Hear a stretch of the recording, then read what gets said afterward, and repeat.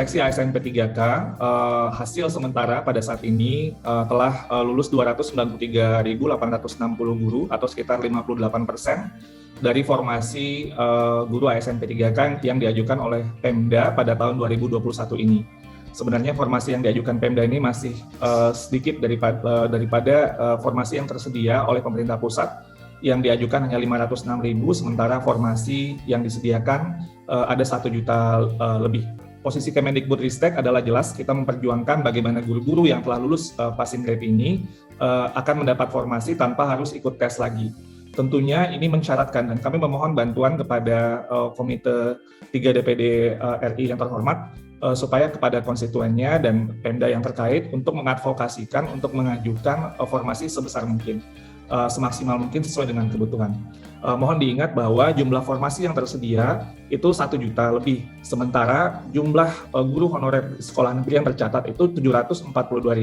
Artinya jika pemerintah daerah mengajukan formasi yang maksimal 1 juta formasi tersebut, maka besar kemungkinan guru-guru honorer yang sudah, apalagi yang sudah lulus passing grade itu akan mendapatkan formasi karena jumlah formasinya jauh lebih besar daripada jumlah guru honorer yang ada di sekolah negeri.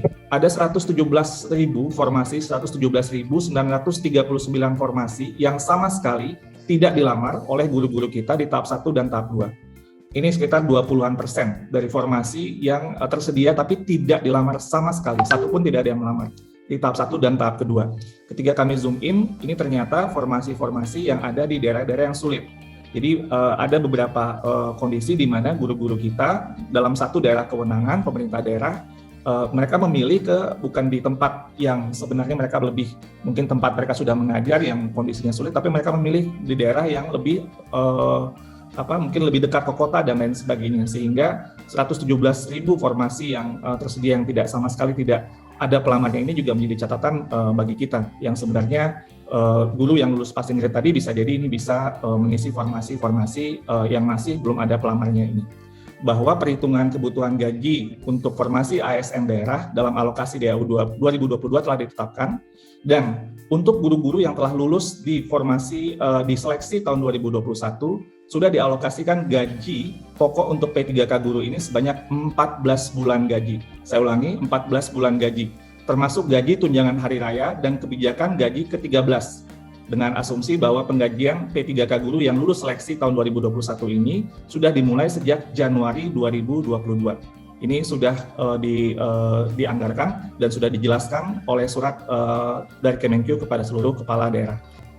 Nah, tentunya Bapak Ibu, kami terus mengadvokasikan dan mendengar berbagai aspirasi terkait dengan masalah-masalah yang muncul, misalnya tadi yang disampaikan oleh Pak Bambang. Pertama, mungkin sebelumnya juga ada masalah pemberkasan yang mungkin sebelumnya Bapak Ibu juga sudah mendengar. Dapat kami laporkan bahwa saat ini sudah terjadi pemberkasan untuk tahap 1 dan tahap 2 tentunya oleh BKN yang sebagai Badan Kepegawaian Negara. Karena dalam hal ini kami Kemendikbudristek berfungsi sebagai Kementerian Teknis. Guru yang telah lulus passing grade tapi belum dapat formasi, tadi sudah saya sampaikan bahwa solusi yang utamanya adalah bagi pemerintah daerah untuk mengajukan formasi. Terkait dengan ini termasuk juga guru-guru yang sekolah negeri yang tadi disampaikan kalah bersaing dengan swasta, sebenarnya mereka bisa tetap mendapatkan formasi jika formasinya dibuka. Lalu untuk sekolah swasta kami telah mendengar berbagai aspirasi dan sejak akhir tahun lalu sudah berdiskusi dengan sekolah-sekolah swasta. Juga di awal tahun kami juga sudah mendiskusi mendengar berbagai aspirasi dari berbagai sekolah swasta, termasuk dengan pertemuan dengan Badan Musyawarah Perguruan Swasta tanggal 6 Januari untuk mendengarkan apa yang menjadi masalah dan apa usulan solusi. Dan ternyata memang salah satu yang terkunci adalah dari Undang-Undang ASN yang sebenarnya pertama memberi hak kepada semua warga negara yang memenuhi syarat untuk mengikuti seleksi ASN, dan dalam hal ini kita melihat bahwa semua warga negara tidak bisa dikecualikan. Yang kedua, bahwa yang lulus dari seleksi aparatur sipil negara ya harus ditugaskan di instansi atau lembaga pemerintah. Jadi ini adalah ketentuan dari undang-undang yang tentunya kami harus tunduk dengan kondisi ini. Namun demikian, sekali lagi kami sampaikan bahwa kami terus memperjuangkan, dan saat ini dalam Panselnas kita berdiskusi untuk mekanisme seleksi ASN P3K di tahun 2022 dengan mempertimbangkan semua aspirasi yang ada. Mohon doa dan dukungan juga dari Bapak Ibu sekalian supaya bisa lebih baik di tahun ini. Satu hal juga terkait untuk sekolah swasta yang kami juga mendengar mungkin suara yang tidak jarang terdengar suaranya tapi sangat penting adalah bukan dari sekolah dan yayasan saja, tapi dari guru-guru swastanya sendiri, yang mereka merasa mereka memiliki hak untuk memperjuangkan kondisi kerja yang lebih baik. Tentunya kita tidak ingin guru-guru kita mendapatkan pembayaran atau gaji di bawah upah minimum regional atau UMR sesuai dengan Undang-Undang Ketenagakerjaan. Kondisi ini yang mungkin menyebabkan guru-guru swasta yang ingin untuk mencoba kesempatan dalam seleksi ASN P3K. Jadi ini juga mungkin suara yang tidak terdengar secara lantang mungkin dalam berbagai liputan, tapi sebenarnya mereka juga memiliki semacam hak untuk juga mendapat kesempatan kondisi kerja yang lebih baik, apalagi itu jika di bawah kondisi UMR. Terkait dengan passing dan P3K sedang dalam kajian kami juga, jadi terima kasih atas masukannya. Dan untuk Akta 4 sudah tidak ada lagi dan ini sudah diganti dengan PPG dan dalam hal ini PPG dalam jabatan. Lalu sertifikasi guru yang tadi ditanyakan terkait 24 jam, ini merupakan ketentuan dari Undang-Undang Guru dan Dosen terkait dengan beban minimal untuk kerja guru. Saya rasa mungkin itu yang bisa saya sampaikan.